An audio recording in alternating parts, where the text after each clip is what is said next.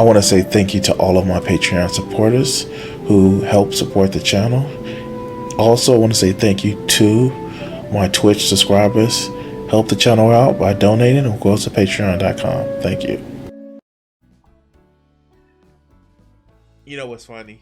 I'm saying let's make this a segment because I'm actually pressing the record button so I can actually be recording it and making sure that I know what's the segment gonna be.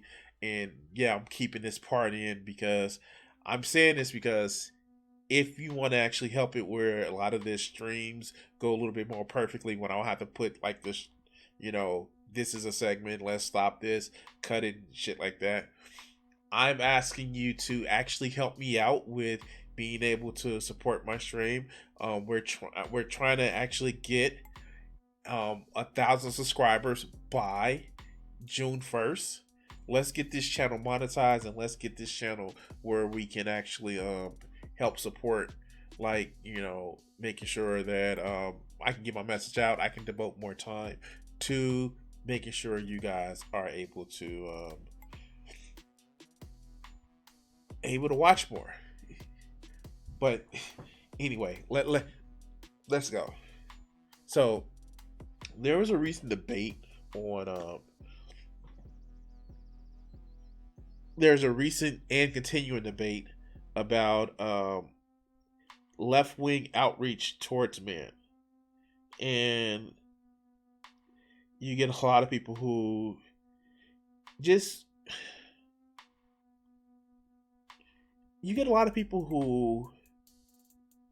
let's just be honest, a lot of people on the left,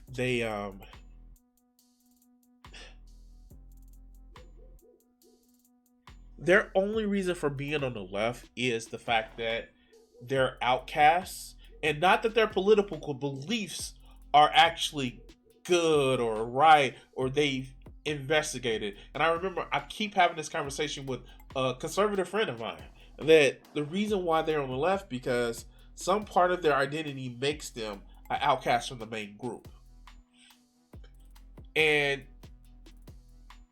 they don't know how to have succinct arguments to promote leftism. They just say, "Oh, we just need to be left and let's get rid of power structure," because they're in their belief thinks that if they got rid of power structures, a lot of them think that they will be on top. And you can see the way that they run their communities by it.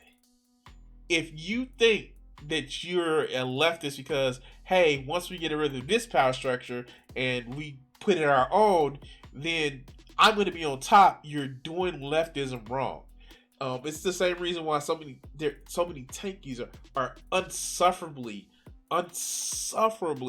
just smug, because they think, no, once we get rid of the stupid capitalists, then we can do this, and I'm gonna be a party official. No, that's not how this works. And it is so pronounced. It is so pronounced of this shit that you see it with the whole, does the left do outreach to men? To just straight cis men? Does the left do outreach to straight cis men? And the argument is, no, they don't. I had the conversation with Rico. The discussion is on my channel. But it's like, there are guys such as myself who's are comfortably cis, comfortably straight, and we want leftism in principle, not because we've been outcast. We want leftism because we have an empathy for other people, not because, well, these people kind of targeted me, so I need to move to this particular part of the political spectrum. It's you get tired of seeing people suffer. And what is amazing to me is this. Instead of pointing out good points of where, like, hey, yeah, we should reach out to men this way. Stop being toxically masculine. But I like working out. No. Stop being toxically masculine. But I'm assertive. No, you're being aggressive. No, I don't.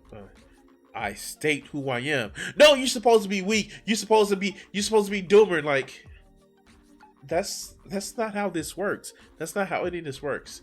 And you can actually see it with a lot of people on the left, where they are woo soy boys. I like, seriously, like, and it has nothing to do with their, with their sexuality, or nothing to do really with their gender, but they're just soft boys, and they expect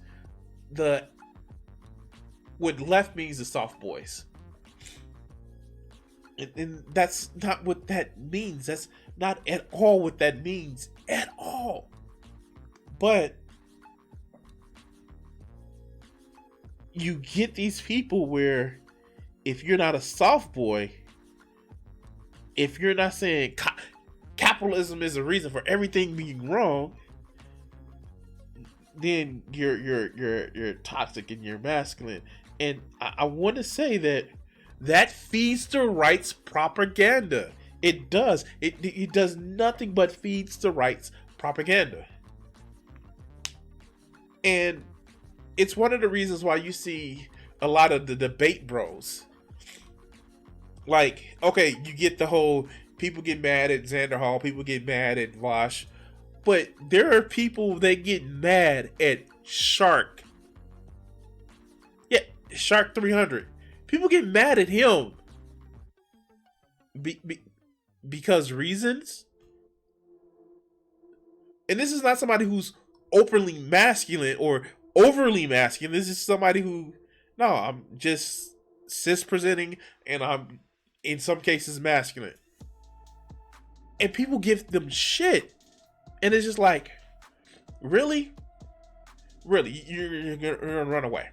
You're gonna run away people who identify and agree with you on all of your points, but because you can't identify with their exact expression, then they're bad? But I'm doing a lot of build up. But this is a reason why we've had this discussion. And I know this was a few months ago or a month ago, but this is what we're going to actually go over. This video right here. And boy, you had a lot of woke skulls seething about this shit. But I guess it was TYT, so they weren't seething bad enough because they're not progressive enough. They're not leftist enough. But let's go ahead and watch this video. Recently, there were some statistics by healthcare company Cigna indicating that men are the loneliest generation. In fact, 18 to 24-year-olds are lacking friends, intimate partners. They're feeling increasingly alienated from society. And when you look at statistics in regard to their education, whether or not they're working, more and more of this data reinforces that there is something awry. And addressing it doesn't mean that you turn your back on issues pertaining to women, but it does mean that we should be focused on what it is in society that is leading to this epidemic, what the left can do to offer solutions, and how we can basically fight back against the more nefarious figures who have filled the void that men are struggling with, people like Jordan. So this is all fucking true. This is all fucking true. This is all true. This is all true. And this is what kind of gravitates a lot of young guys to Jordan Peterson and people like that.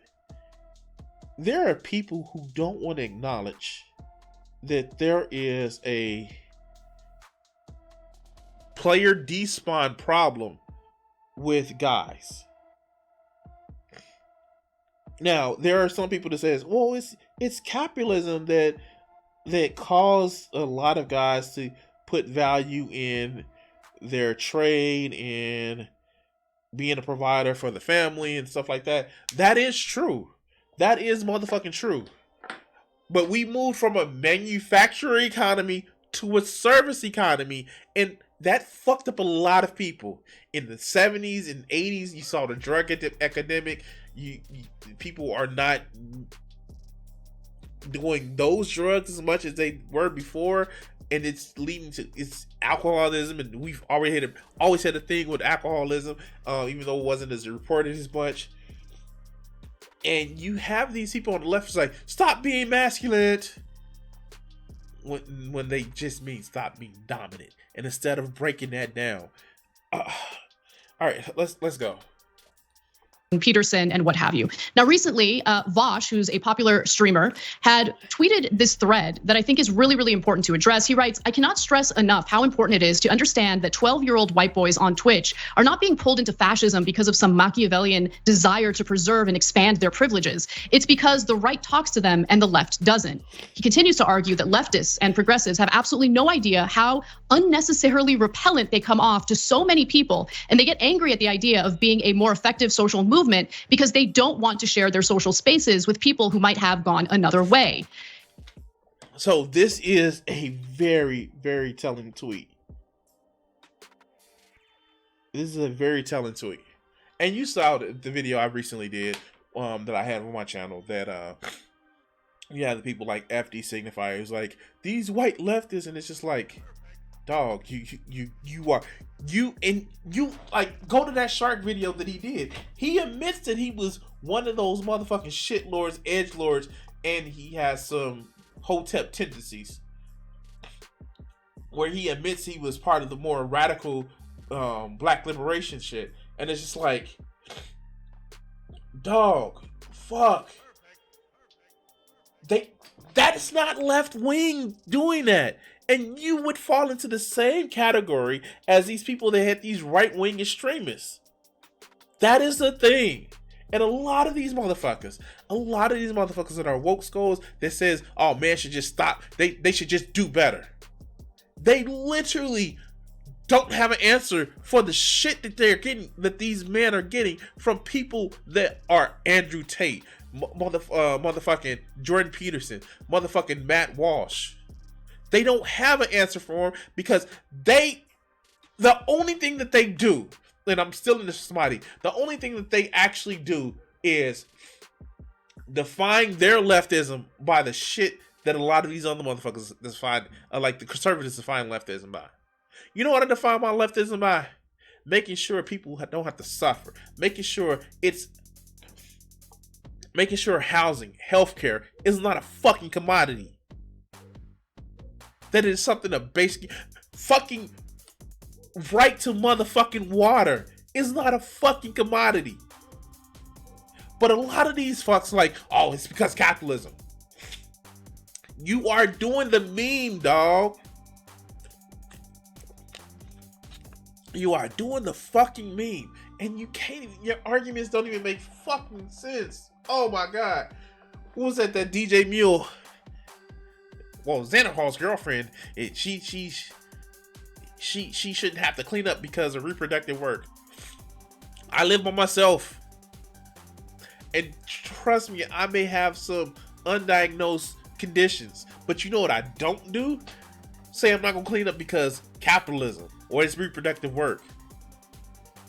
And these motherfuckers are living the fucking meme. But let's continue. But the criticism for leftists continue. And to be honest, I agree with a lot of what Vosh says here. He says leftists will write master's theses on the effect of socioeconomic conditions on crime and then shrug when 10 million more young men fall into fascism because their boy brains must just be innately fascist and they choose to be evil. And there's no way this could have been prevented. And then the final tweet. And this is the killer part about it. All of these people that sit back and say that, oh, men are just inherently evil, or this particular group is inherently evil, or they're inherently racist or inherently bad, and you're on the left, stop using that fucking argument because you're just validating the essentialization of what these racist motherfuckers say. If you say men are inherently this, or white people are inherently that, stop it, because you're using the same fucking arguments as these racists or these sexists actually do. And I know I've said it before, but I've become more eloquent in expressing it. If you can actually turn around and say this one group is bad just because they have this characteristic, why not can a racist or a sexist or a transphobe say the same exact thing? The only thing in difference that you have is your fucking opinion. Stop using that goddamn argument. It's fucking stupid. And yes, I understand whiteness isn't a phenotype. I understand whiteness is a mindset. But when you say that because somebody believes they're white, they're inherently racist, they're inherently evil, you are doing the shit that a lot of these fucking 1350 dumbasses do. It is fucking stupid. Change the fucking way you make an argument and stop that shit. And if you think, and don't get me wrong, there is fucking racism. I'm black. I know that there's racism. Deal with it all the time.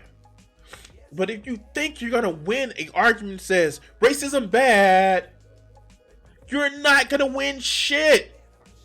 Because some way they're gonna protect their fucking their fucking ego, to say that, well, I was just born like this, and you're saying that I'm bad because I was just born like this. They do it already now. Stop having that stupid fucking argument.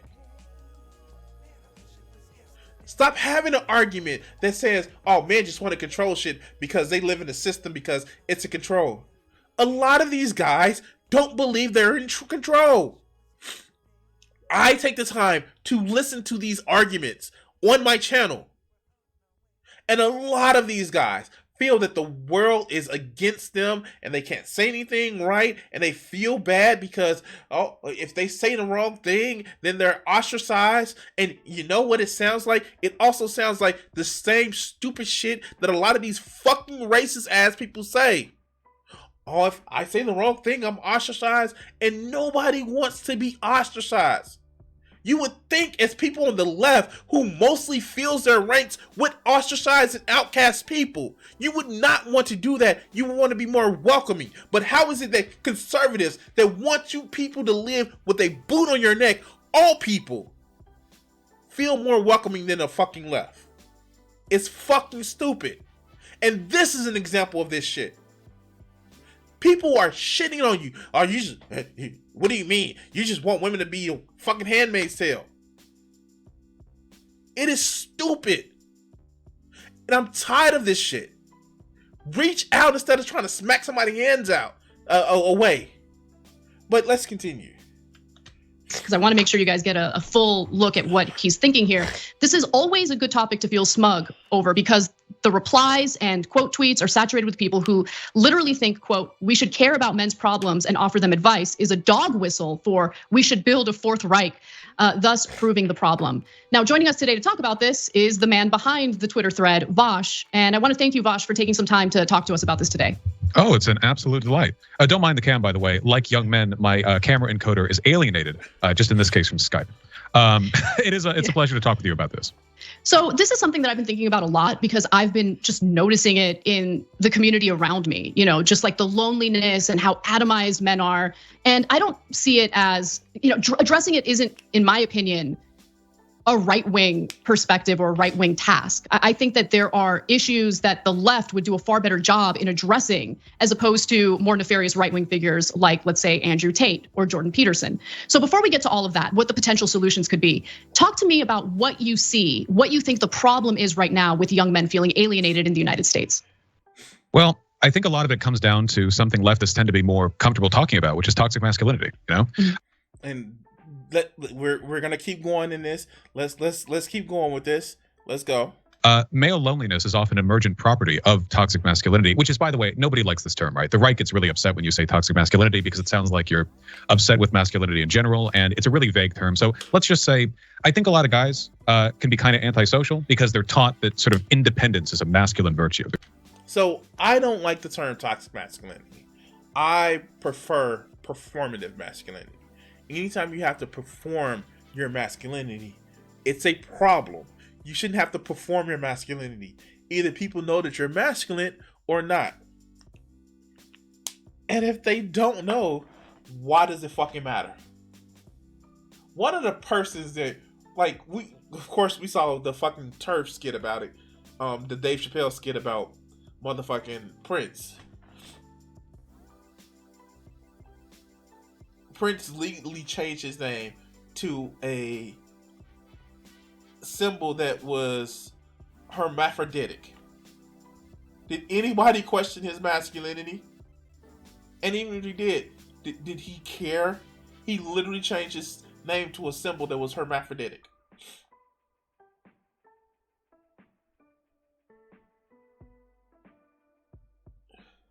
David fucking Bowie.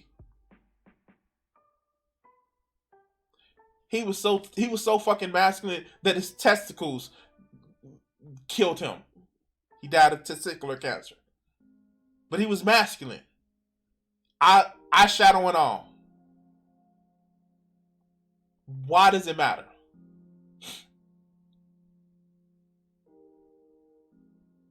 But you get motherfuckers like, I was watching a video with Sneeko earlier, and it's just like, his version of masculinity is following everything else somebody tells him to do. Or being a petulant child and saying, I'm not doing it because the government says so. That's you're just being a petulant child.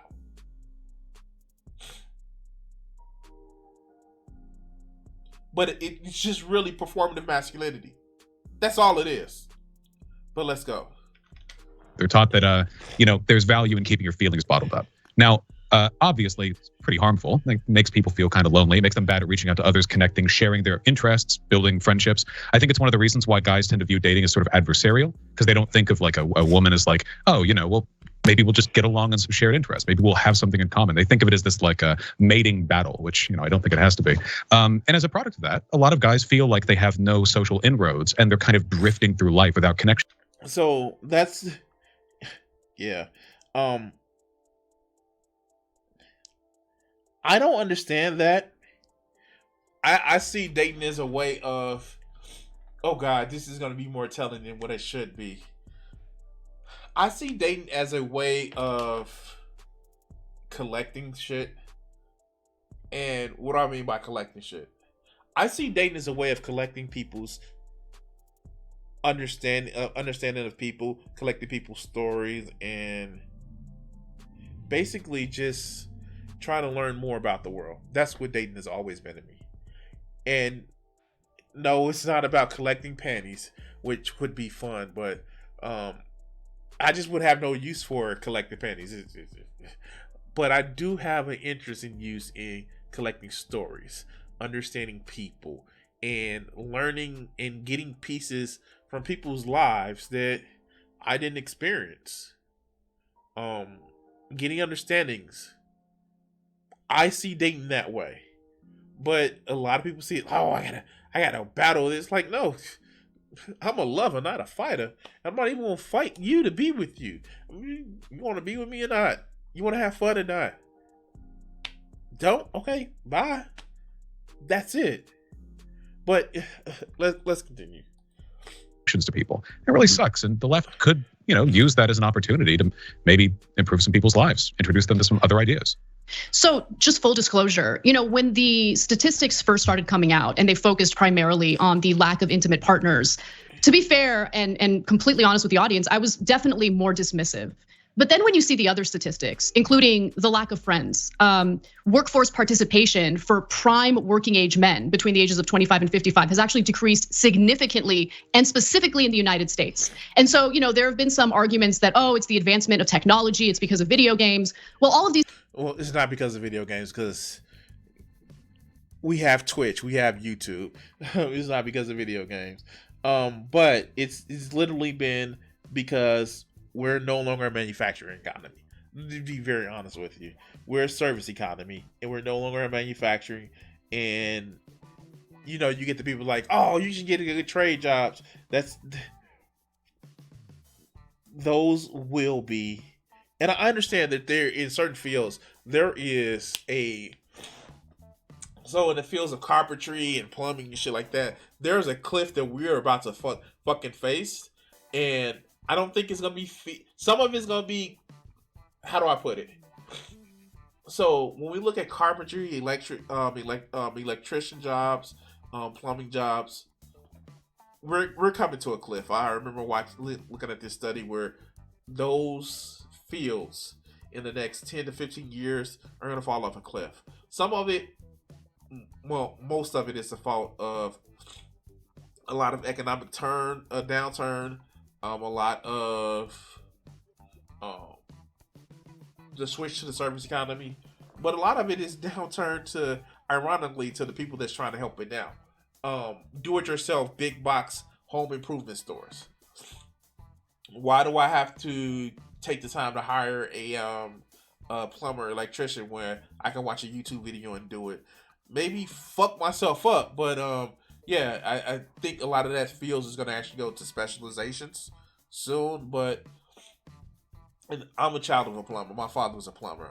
But a lot of the old stuff that during his lifetime when he was alive, a lot of the older stuff, to the newer stuff, it was a definite switch. He was one of the last, he was a holdout from copper pipes to PVC, but even still, he was like, PVC works better for some cases, and so, of course, metal pipes work for gas. It was something that I didn't know for a while because my father only specialized with liquid plumbing. When you need gas hookups, natural gas hookups require plumbers. I didn't know that until I started working in a warranty field. But that's neither here or there. But yeah, no, like a lot of it is changed from a service economy. But let's go. These technologies exist in other countries and they're not experiencing the same decline in workforce participation. In fact, to give you a specific number from the Bureau of Labor Statistics, about 7 million prime working age men are not working and they're not looking for work. They're also self-medicating quite a bit. A huge portion of them have reported that they're taking painkillers daily. Deaths of despair are very prominent and pronounced among the male population versus the female population. And this is some of the things that the right is talking about, but the left isn't. And I don't want to make an assumption because I haven't looked at the study. Not a lot of these people are despawning themselves because they're concerned with their gender identity. That's not a thing. There are a lot of guys who are cis that are struggling with identity, but it's not gender identity, it's just identity and benefit to the world. And yeah, they're self-medicating. But the left would only be concerned in a lot of cases with the people that may have gender identity issues, where it's also about personal worth. And it's personal worth in capitalism. No, some people feel that they haven't contributed to society outside of the dollar amount. That's a thing for people. And they are living in the depths of despair. But let's go. These are huge issues. In fact, the Bureau of Labor Statistics also noted that when it comes to unemployment among working age men, we have a 1937 economy. Okay, and again, this is not happening in other rich developed countries, right? So there is a crisis happening, and I'm trying to figure out what is it exactly, right? The right wing will say, oh, it's feminism. It's because women don't want to stay at home and raise kids. They want to be independent. They don't want to enter, romantic partnerships, blah, blah, blah. I don't buy that for a second. Because it's not true. Like, if you really want to address a few things, one, a lot of people you need two incomes. I live in my apartment. I really got a real good deal on my rent. But if it was to go up by $100, I wouldn't be able to support myself on one income. I wouldn't. That would literally fuck my whole world up. And still support everything I need to support. That would fuck my whole world up. It is not something where it's just like, oh yeah, no, just hustle harder. Like, no, I work a fucking 40-hour week job, and I try to do this, and all the supporters that support me, if you want to support me, go to my Patreon and support, or just a simple donation to my PayPal. Look in the description for that. Or just like and subscribe. Help me get to 1,000 subscribers by June 1st. But yeah, no. Women aren't just working in the field just to be working in the field. No, a lot of it is that they need the income. You need a 2-person income to live. Wages are stagnant.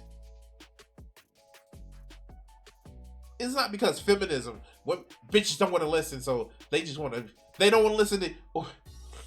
What did Elliot Hoss say? They just want to make another man their boss. Instead of having their husband as their boss. Yeah, it's that bullshit. It's that bullshit. But let's go. And I do agree that some of the rhetoric is a problem, statements about toxic masculinity, a lot of generalizing about people. I also think that there's a misconception that this is an issue that predominantly impacts white males, but that's actually not the case. The largest population that this impacts is actually Black men in America. And so this is a huge problem. And what do you think we need to say or frame, or how can we frame this issue so it's more palatable to the left, who generally do want to ensure that every community is looked after, that everyone feels that they're living a happy, prosperous life? But the people who are against this don't want every community to look after, and that's the problem. That's what they that's what what she's missing. The people who miss this, only communities they want to look after who say this shit are their own communities where they can get their own clout.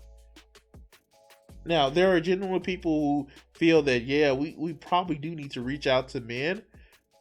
But the people who cause the most backlash about this tweet, they don't care about other people's communities. They care about their own and the communities that they have power in right now. But let's continue. It's a tough sell. People feel these issues in their gut.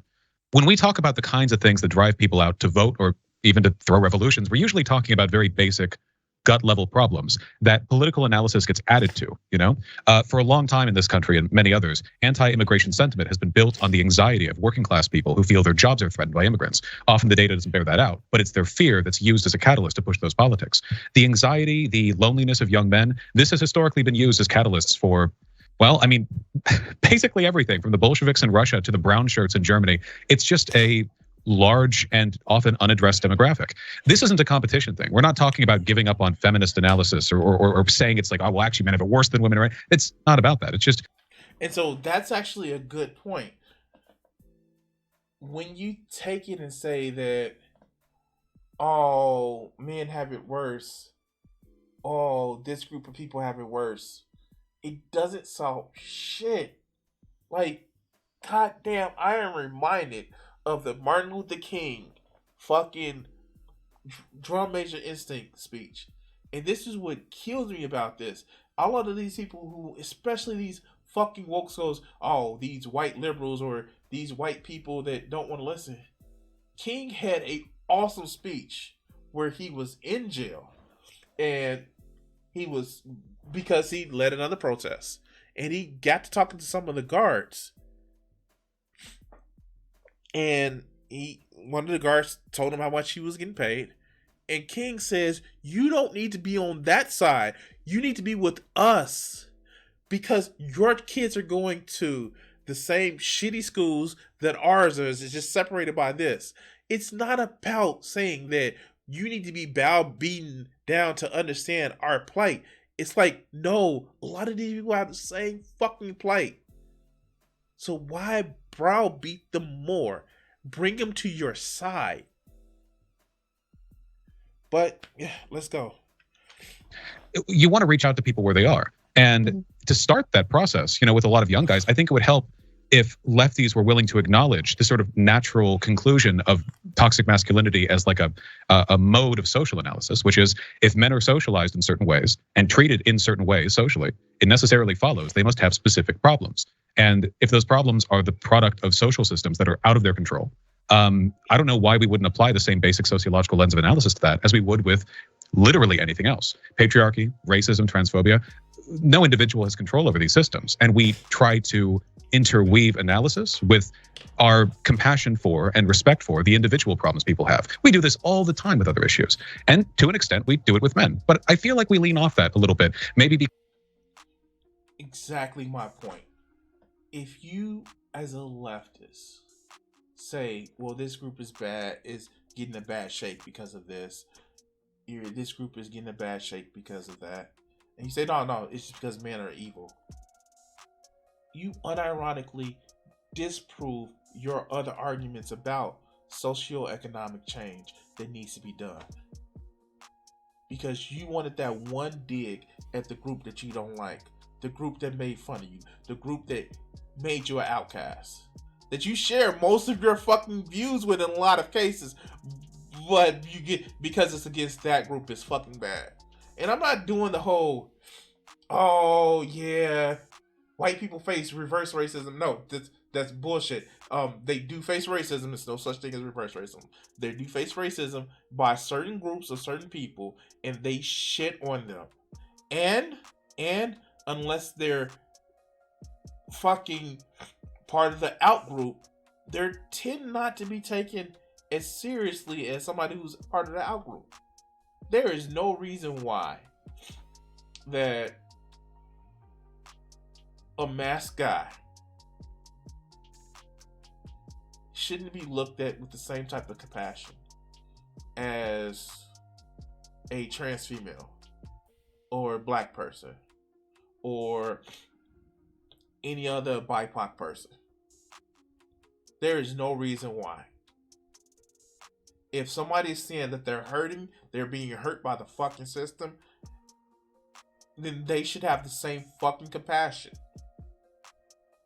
Whether they want to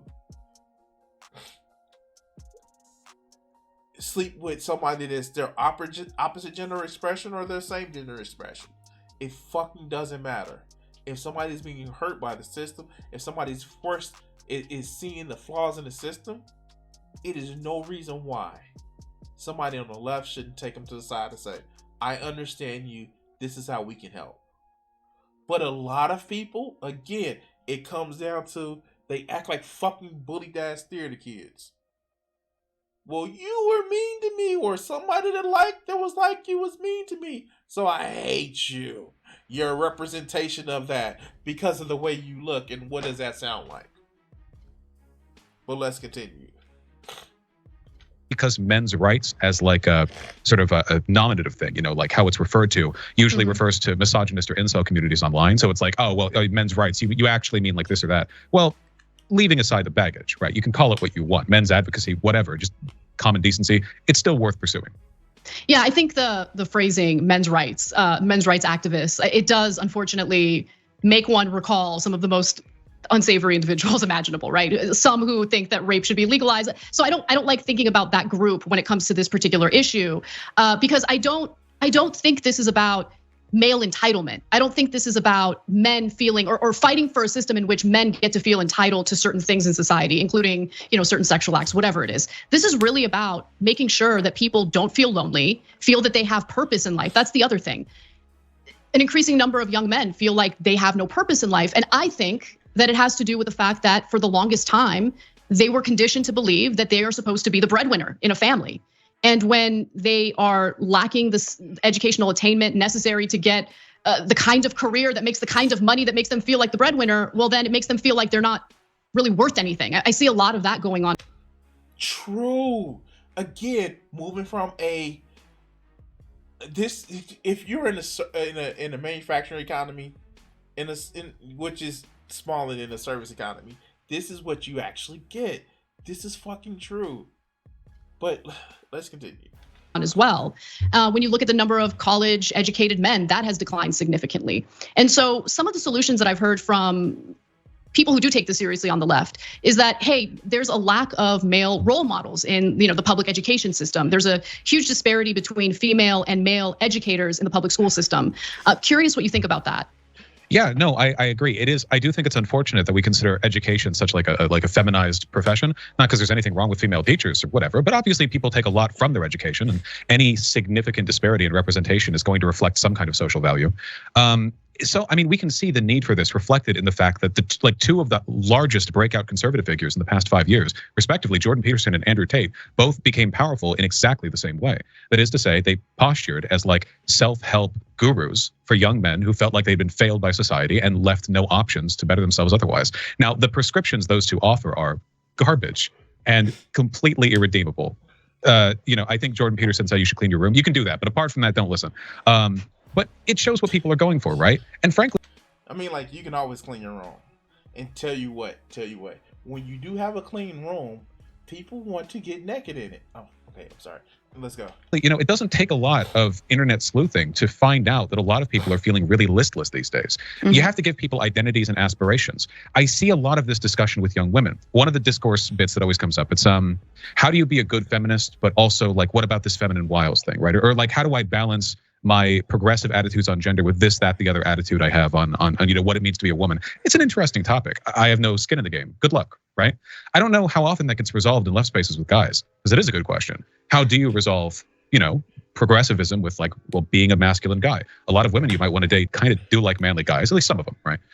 But what does it mean to be manly in a context that isn't, Andrew Tate or Jordan Peterson?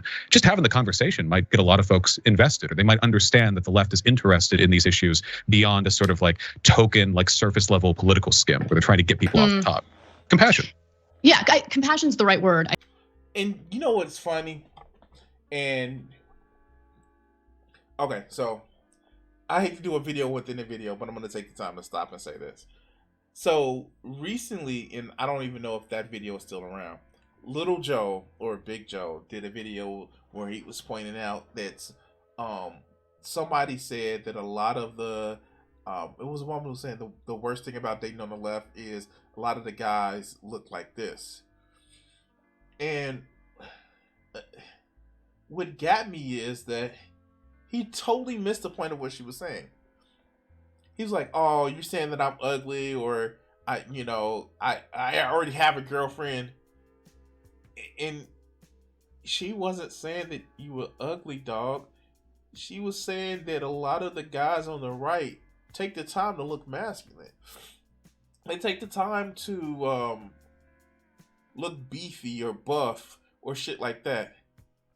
And it's just like, that's what she was saying. And he took it as, "Oh, you must say I'm ugly." And like, no, dog, like that's not what they were saying. That's not what the young lady was saying. Some women still just like masculine guys. I just joked to saying that I like big titties. Like, who doesn't like big titties? Except with Vegeta, which is weird, but he likes big asses. Anyway, there are certain things that we're kind of genetically programmed to like, and it's okay. And yes, do some women find androgynous, even cis presenting guys, but androgynous guys sexy? Yeah, of course. But yeah, that's not the society that everybody lives in, and it's okay. But shit, you're taking that from somebody who women love me because I look like a big ass teddy bear to walk. But let's go. I think, and you got a lot of backlash for talking about this, and you might tweet about it, but where I've heard you actually talk about this issue at length is on your streams, and I think you're thoughtful in the way you talk about this issue, but you still get hit with, "Oh, you're just a secret right winger" from your critics, right? It's been known to happen. I know. What's behind that? Because I feel like that is what most of, at least the online left, I don't know if I can say that about the left in general, they seem to spend a lot of time going after one of their own who might have some ideas that are a little different, or might have concerns that are a little different from their own. Well, the gatekeeping tendencies of the left are how you know you're a leftist, right? If you're a good leftist, the people you hate most should be other lefties. It's the only way to know. I'm a great leftist then. Yeah, we're phenomenal leftists.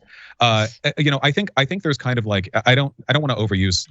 I don't want to use blue. I don't want to fucking use blue.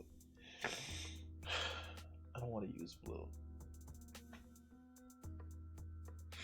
I don't want to use purple either. I'm looking at this and I'm trying to figure out.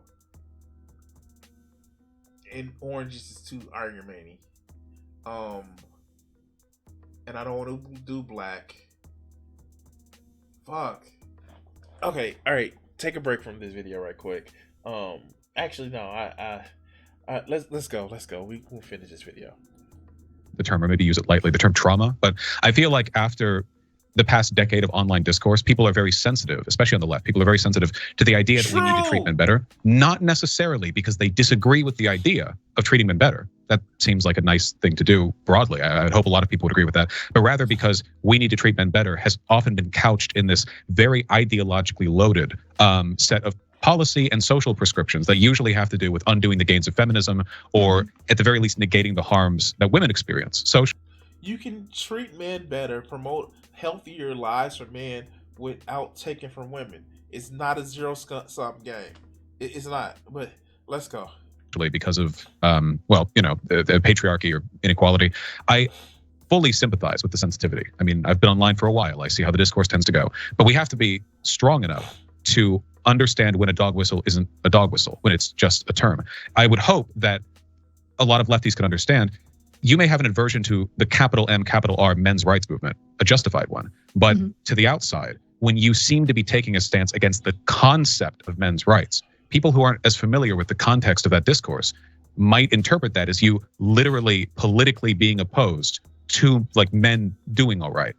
So here's the thing, and that's it. Most people don't follow politics. I need everybody on the online left to realize that they're online. You know, having a conversation, and this is anecdote, having a conversation with my 60-year-old mother. She was asking me why I'm a non-believer. And I mentioned a few things. I was like, yeah, some of the stories, are eerily similar. Things like the virgin birth, Krishna, Dionysus, Horus. Do you know she actually thought I was saying that the Egyptian god Horus, which really means lamb, which people may say Lamb of God, was equating Jesus to a horse. Because I said Horus. And I had to explain to her. I am constantly online. I no longer have cable TV. I am doing internet from my cable provider. I have online apps. I have Crunchyroll, Netflix, Hulu comes with my fucking phone service.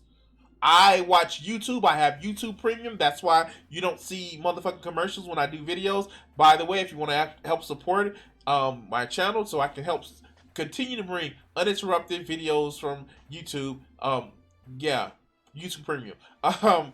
But it's not everybody's online. That's not a thing. And even if they're online, they're stuck in Facebook.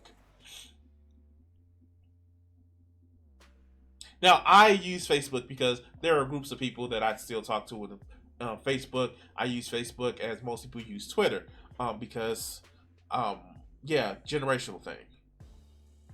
But there are people who are not online that don't know the terminology that you're using. There are people who don't know what Riz means. I just tend to watch a lot of shit that's ironically created by late 20-year-olds and early 30-year-olds that I understand that. But not everybody does.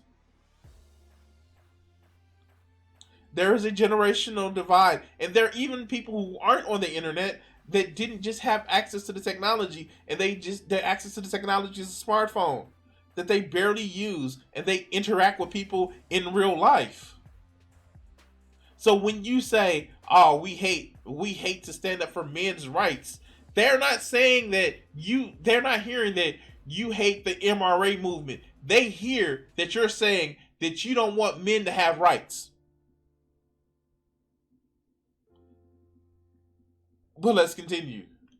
Which doesn't do great for them recruitment numbers. We could really use those. Things in the country aren't going great right now, and bereaved masculinity is basically the front line. It's the bulwark of the fascist movement that's growing in this country. Steve Bannon was specifically recruiting from incel forums. Those Andrew Tate 12-year-old TikTok flossing tweens or whatever are not going to grow up to vote for Biden when he's 105 years old. There is a trend that's happening right now. There is a group of people looking for answers, and that's young men who do feel listless. And you can watch them be pulled away by a multi-million-dollar effort from the right to appeal to their insecurities, or you can try to do something about it. And to me, there is an obvious right answer here. I agree with you on that. I'm going to leave you all with one final statistic, and this is incredibly alarming. A May 2021 poll from the Survey Center on American Life revealed the number of American men who view themselves as having no close friends quintupled over the last 30 years, increasing from 3% in 1990 to 15% in 2021. So for anyone who thinks that this is just about male entitlement to sexual activity, you're mistaken. Open your eyes, look a little harder, because if you consider yourself a progressive or a leftist, the whole ideology is to want to uplift people, pick people up when they're down, and immediately dismissing this very clear issue that continues to grow in the country, I don't think is the right way to go. I think the left needs to offer better solutions. And to be completely frank, I don't know exactly what those solutions are yet, but I want to have more of these conversations moving forward. And Vosh, I'm grateful that you took the time to talk to us today. And I'm incredibly grateful that you reached out and gave me the opportunity. Thank you very much. And yeah, it's not as. So let's go back to here. It's interesting enough. Like I said, you these woke goes like, oh my God, they will have, of course, anybody that has success outside of their communities are bad. Anybody that makes any type of compromise are bad, and it's one of those things where it's just like, no, you have to be ideologically pure. And you have to not make any mix-ups, or you have not to be different, or and it's just like, you guys realize that without them there is no winning. Without somebody joining our movement is small, right? We need the straight cis men in order to move the idea. We just need them in numbers, and we can convert them to an ideology of helping people and being concerned for people. You don't have to convert them to being openly pan or trans. You just have to understand that they need to learn how to want to help people, and seeing helping people as a way of progressing for themselves. That's what this whole point is about. That's what reaching out to men is about. That's what reaching out to white people is about. That's what reaching out to even rich people who actually still have a soul and hasn't had it sucked out in exchange for $1 billion. That's why the left needs to reach out to men.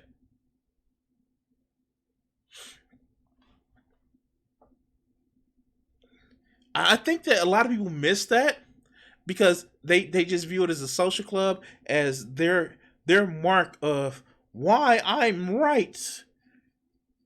And it's just like, you're fucking doing it wrong. You're fucking doing it wrong. And I don't know. Just like, share, subscribe, and all that other good shit. And yeah. Remember, I'm trying to hit 1,000 subscribers by June 1st. We are 156 away. You help me get to that 1,000, and then we can actually all enjoy more of me. Anyway, like, share, subscribe. Cut this video segment here.